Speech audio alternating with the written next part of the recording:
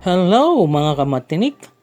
Today you will learn the other way on how to read fractions.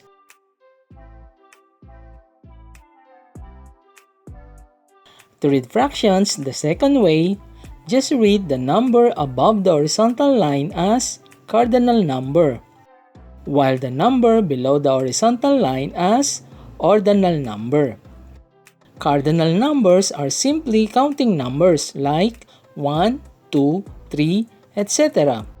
While ordinal numbers represent order of items in a sequence, such as first, second, third, etc.